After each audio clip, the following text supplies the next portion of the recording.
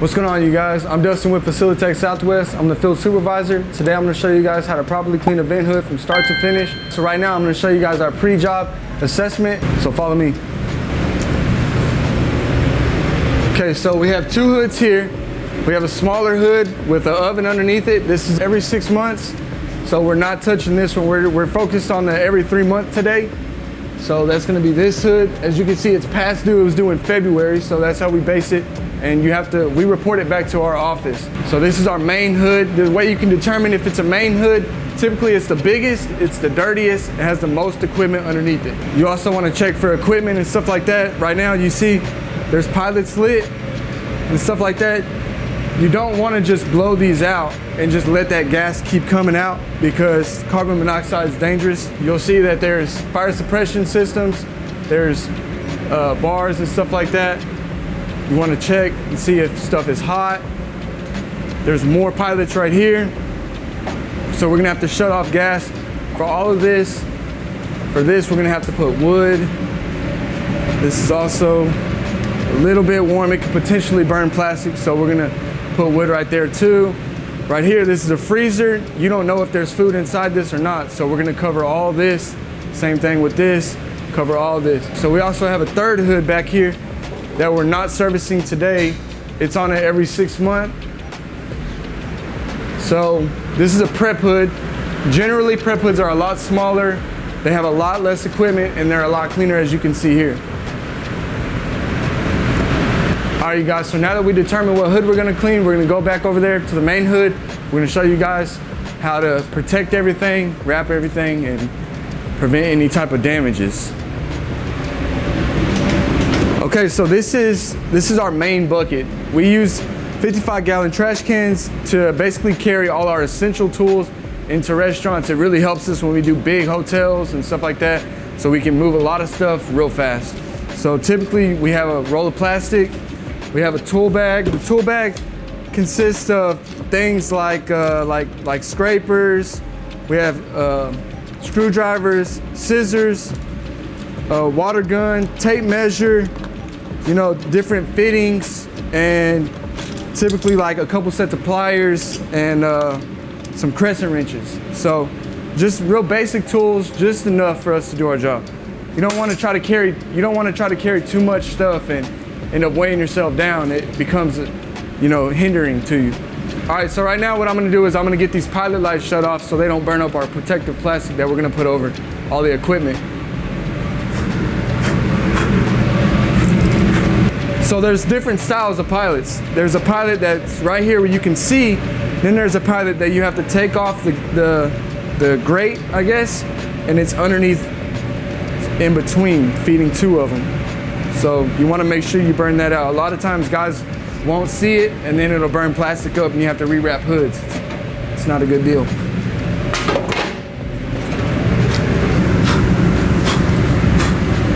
All right, so now that we blew out all the pilots, I'm gonna turn off the main gas supply so it doesn't produce carbon monoxide and create a dangerous work environment. Pull this out, pull that out. All right, go back there and turn that off. It's a red valve. Okay. There we go. All right, so now that we got the gas shut off, we're gonna start covering everything. We want a protective layer before we start getting on top of equipment and stuff like that. You don't want to damage their stuff or, put your dirty boots all over all their nice equipment and stuff. It's just not right. But all this is just a 2-inch flex spatula. This is our #1 tool that we use every single day. Like, typically what we'll do is each van will have a couple of them, and then our supervisors will also have a couple of them, just in case, because you'll break them or lose them and stuff like that. But very, very, very, very, very valuable to keep with you. Whenever you're covering up your equipment, you want to pour a little bit longer than what you actually need. That way it has a little bit room to drape over. So if water does come out or the plastic falls or something like that, it also protects the sides. And then same thing with the back. You know, this plastic is it's pretty wide when you open it up. So it'll also protect the back and the front part of all the equipment. All right, so this is 3/4 inch plywood. We cut them in two different sizes, a smaller one and a larger one. And we do that for this exact reason. So you want to be able to cover up smaller surfaces such as this. It's a warmer. If I put this plastic on there, it'll burn it up. So you put the plywood, keeps it safe. All right, I'm gonna cover this individually, but with that wood, but same thing, same situation, just a bigger surface. The reason I'm covering this individually is because if I was to try to go up and over one, I have this fire suppression right here that's in the way. So it may have a gap or something like that, allowing water to get onto it, leak into it. This is pretty expensive and I don't want to replace it. Also, whenever you come down off of this, it's gonna have a big like dead area. What that's gonna do is it's gonna put tension whenever I wrap it, and then this corner right here is gonna put a hole in it, also creating another spot for it to leak. Same thing again, I'm gonna pull plastic long enough for the equipment. And a little bit more, that's perfect.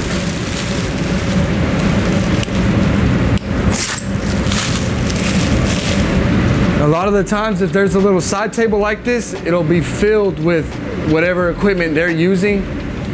What I'll do typically is move it all off to a safe spot away from the hood. That way I can cover the side table, because as you can see here, they have stuff on the shelves and stuff like that. That's really what I'm trying to protect. If water gets on top of this, you can just wipe it off. But all these, that means they have to rewash everything in the morning. So it's more work for them. You're gonna get a complaint off that. So these sharp edges right here on top, that's gonna put a hole in the plastic as soon as I get on top to remove the filters. So what I'm gonna do is I'm gonna get a rag, fold it into quarters, and put it on the corner to prevent it from putting a hole in that plastic. All right, so now that we have our equipment covered, we're gonna go upstairs, we're gonna turn the fans off.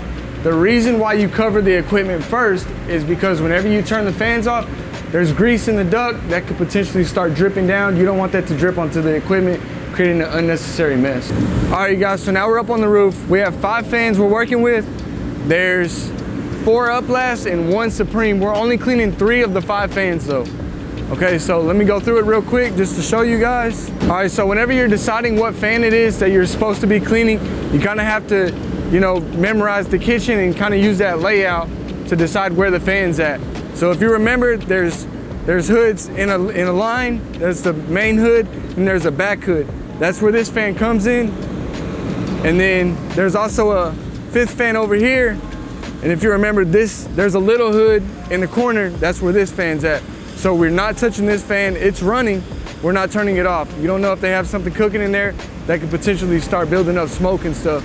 Same thing with that back fan. So we're gonna focus on these 3 fans here. This fan right here, this is called a Supreme fan. This is gonna be the first hood whenever you first walk into the kitchen. First thing we're gonna do, make sure it's running good, it's not vibrating, making weird noises, stuff like that. And then we're gonna turn it off. Boom. Okay, so a lot of times these fans will have a lot of different style power switches. Sometimes they'll be like household switches. Sometimes they'll be big breaker box switches, or other times they'll be like kind of makeshift switches like that one is. This is another common switch. Just flip it just like that. Boom, it's off. It's good. Same thing with this one. Boom. It was a little tough, but it worked. Sometimes these fans will be wired reverse. So you have to notate that, remember that, and then we also put it in a report. That way we can notify the restaurant, hey, your fan's not wired correctly. It could potentially be a safety hazard. So, boom. So now that we have the fans completely turned off and everything, we're gonna open them up.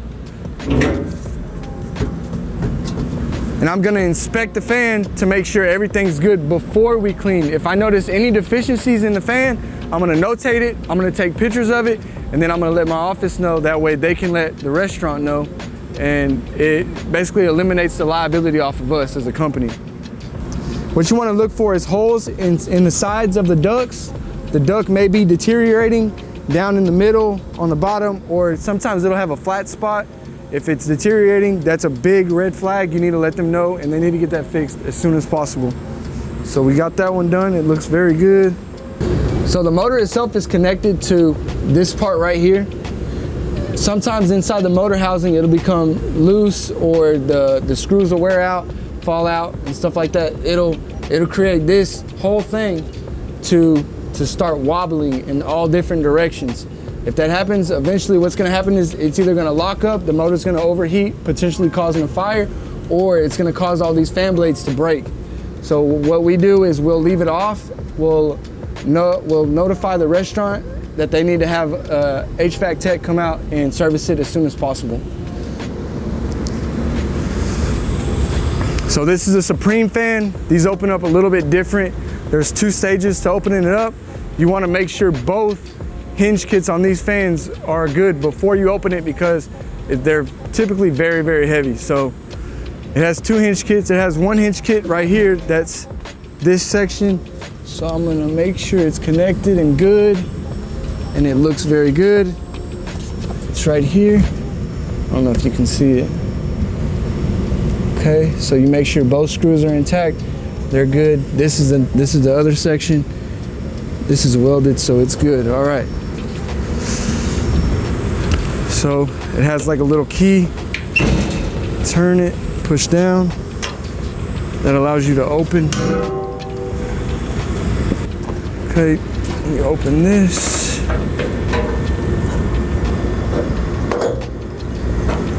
Good. Same thing. We're gonna check everything, make sure it's safe and good. All right, everything checks out good. Now that we made sure everything was good up here, we're gonna go back downstairs, we're gonna remove the filters, we're gonna show you how to wrap the hood, then we're gonna start spraying it. Come on. All right, so now we're back inside from inspecting and turning off the fans. What I'm gonna do now is I'm gonna remove the baffle filters, and then I'm gonna take my pictures, and then we're gonna start wrapping the hood. So let's get that started.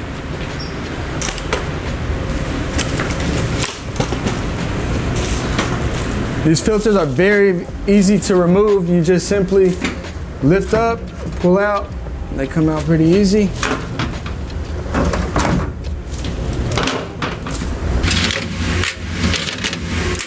So what I'm gonna do now is I'm gonna inspect the hood for the same thing that I inspected the fans for, and see if there's any type of deficiencies, any rusting, any spots where the hood's deteriorating or something like that, or where the water can leak potentially behind the walls, causing more damage. So it looks good. The only thing that I see is, if you'll see here, this hood has been burned with chemical of some sort. I don't know if they tried to clean it or what. So that's something I'm definitely gonna take manual pictures of. I'm gonna document that and send it in with my report. All right, so now what I'm gonna do is I'm gonna take pictures of before we clean. We use a proprietary app. It's not out to the public, but there are other apps that you can get. If anybody knows of any, please leave it in the comments below. All right, so the main focus spots on the hood are gonna be the plenum area. This is the big part, the easiest part to spray. There's gonna be the back side of the track, the upper track. Let me get my flashlight. That's this area right here. It's pretty difficult to spray, but it's possible. This is the upper track. There's the lower track. It's down in this area. We take pictures of the fire suppression system. The reason why we do this is because we want to document that it was intact or it wasn't intact whenever we started cleaning. Then there's up the duct area. So those are your hot spots. That's where you want to focus your time at. If you focus on those spots, everything will just gradually get clean. All right, so now we're gonna go to the next hood, do the same thing at the next hood.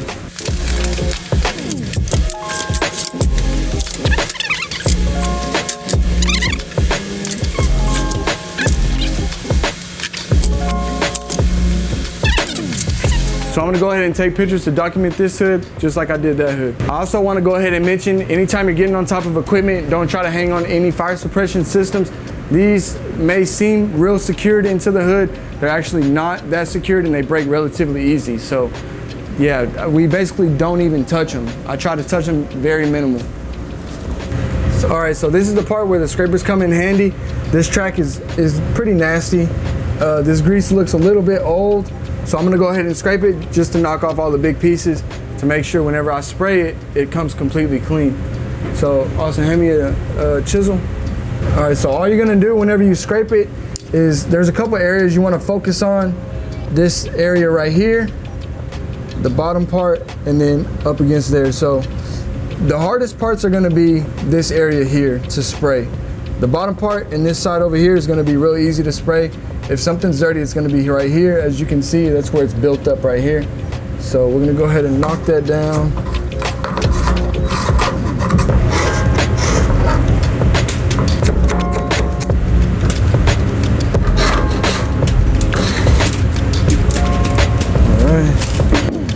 All right, so now that we scraped everything and we took all our pictures, we're gonna go ahead and start wrapping the hood.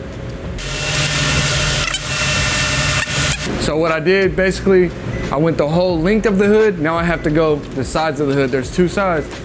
Typically one side is an arm length. All right, so you can't forget though, there's a bar in the middle that we can't remove. So you have to pull extra for that. You're gonna have to go around that. So I like another arm length for that.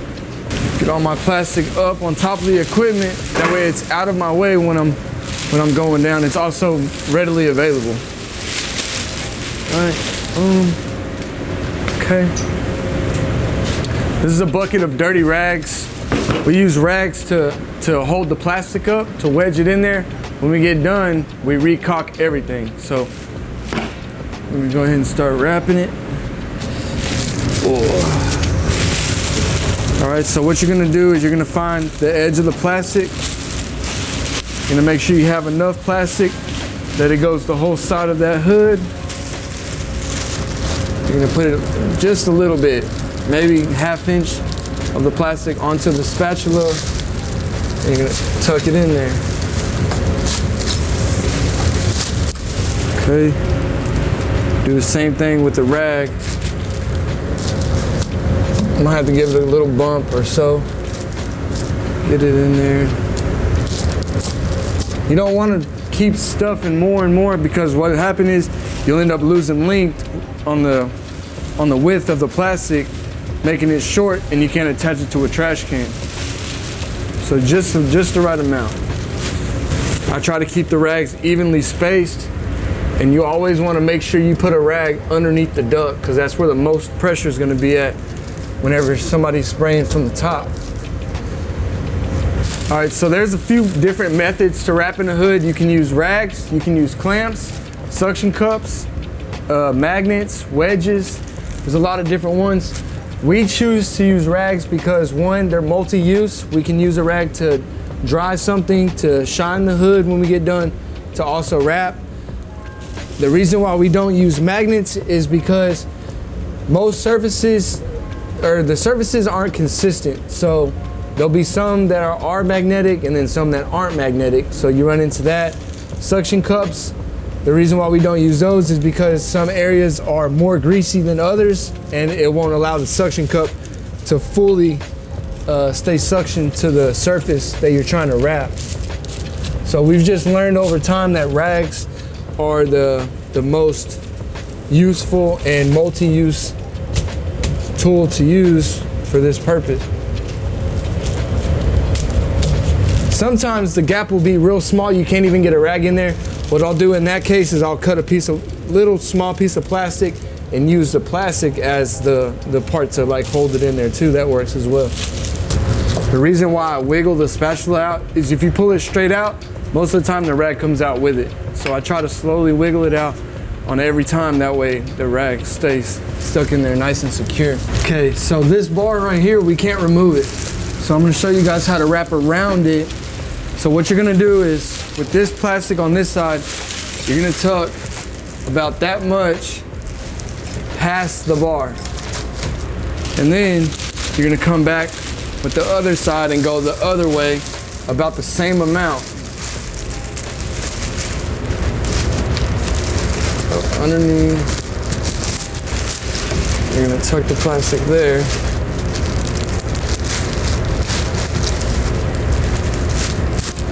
Just like that. You're gonna get a rag on this side. You're gonna get a rag and you're gonna tuck it right here in this area. That way it holds both sides of the plastic. That's a little bit wider gap, so I'm gonna fold the rag in order for it to have a nice, good tension.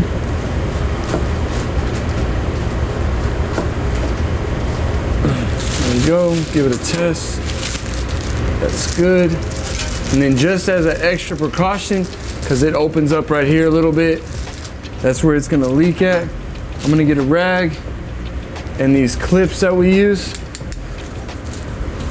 And I'm gonna fold the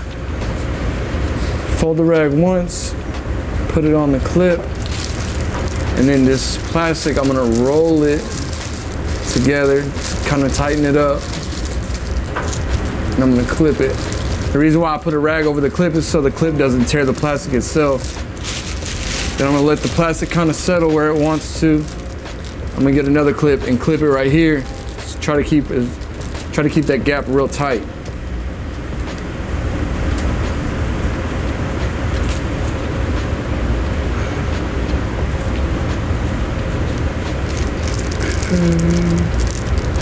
Boom.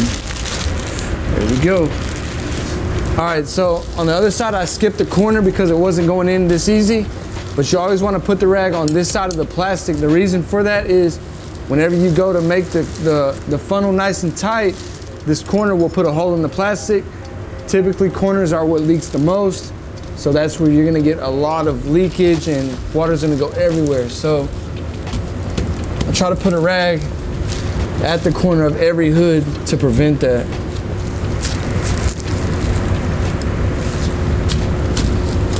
Boom. All right, now I'm gonna go ahead and do this corner. As you can see, it's real tight. You can't even get a spatula in there. So what I'm gonna do is I'm gonna tuck the plastic right here instead.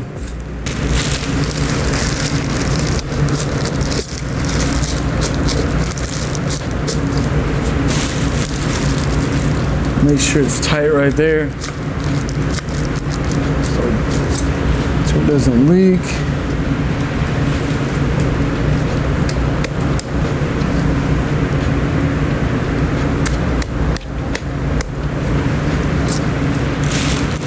There we go.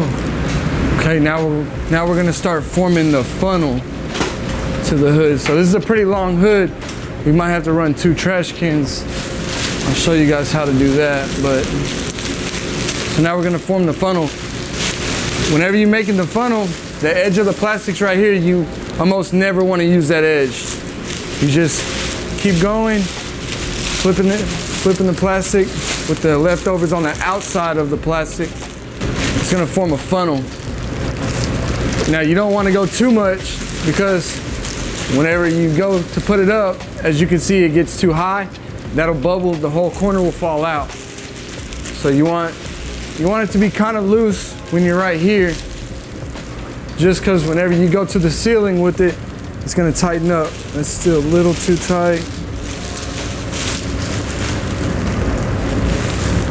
That's right about there. Okay.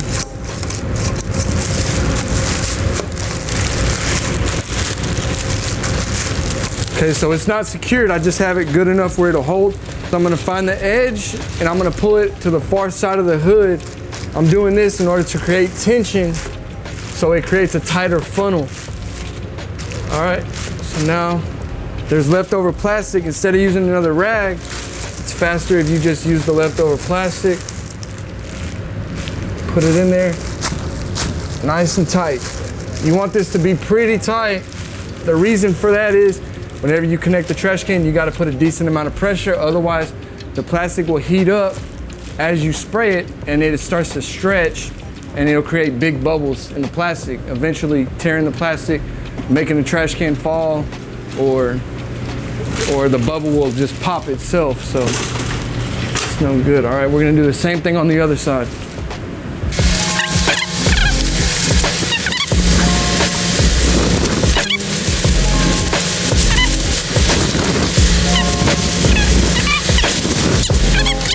All right, so now that we have the funnel created, what I'm gonna do is I'm gonna test it and figure out if I need 1 or 2 trash cans. So how you determine that is you'll come to the middle of the hood typically, and you'll try to pull the plastic together. If you can't pull it together, or if it's too long, like right here, when this heats up, it's gonna create a big bubble. So I think it's too long for my determination. So I'm gonna go ahead and connect 2 trash cans just to be safe.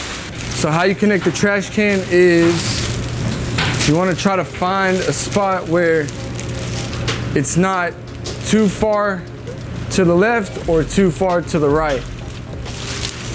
So sometimes it takes a couple tries.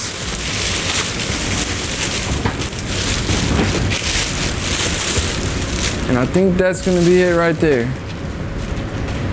Yeah, that's it.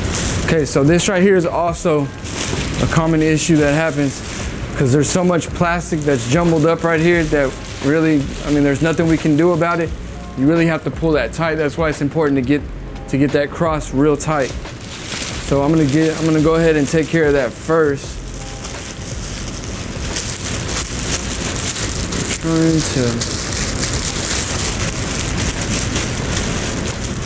What I'm trying to do is eliminate, there's a pocket right here. I'm trying to eliminate how big that pocket can get. So I'm trying to cross it over and then roll it.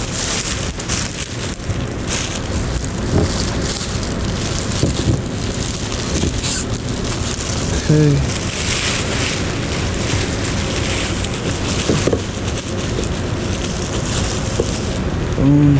Okay, so I'm only connecting these 2 sides. Now I'm gonna go connect the other 2 sides.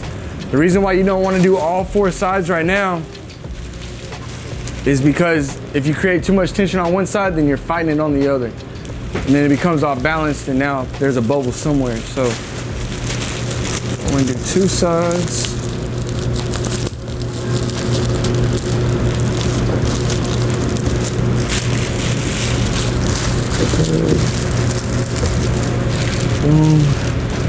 Okay. Now what I'm gonna do, in order to bring the plastic up evenly and where I can adjust it, there's a couple ways you can do it. You can either get a strip of plastic and tuck it into the ceiling and then put a clip onto it and it'll hold it up like this, but that's non-adjustable. You can't adjust that on the fly as they're spraying, as the plastic heats up and changes the way it is. So what I typically like to do is use a 4-foot ladder. That way I can move it as they're spraying. We don't have to shut everything down just to make minor adjustments. So what I do is I press the ladder all the way up against the equipment. I get a rag.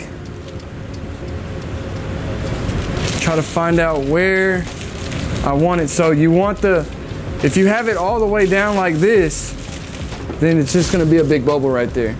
So what I do before I put a rag to it is I'll figure out about how much tension I want, and that's about it right there. What I try to do is compensate already for the plastic to heat up. So I try to make it a little tight, and then I'll put the rag over it, get the excess, put that over it, and then I use it to roll it. Just like that. Then I'll get the excess rag and flip it over. I do this in order to prevent the plastic from getting ripped. Okay, so there's a technique in order to clip the plastic. You don't want to just get the clip and clip it like that, because as you spray, tension comes into play and it just slips out. So what I do is I'll have the clip on the trash can already. So I'm opening it. It's in front of the plastic, or in front of the clip. I go around and I close it. And you'll see a better shot of that right here. Same thing. Open, go in front, cross in front, back around, close it. And now it's good tension throughout everything. I always test it just to make sure that it is not easily pulled out. It doesn't fall out real easy. And that's it. Now what we're gonna do is we're gonna cover this back wall. The reason you're covering the back wall is because you're spraying with high pressure as you spray, there's gonna be a lot of overspray. So there's a lot of expensive equipment right here. You wanna protect that as best as you can. So I'm gonna get a big sheet of plastic and I'm gonna cover it all the way from there to there.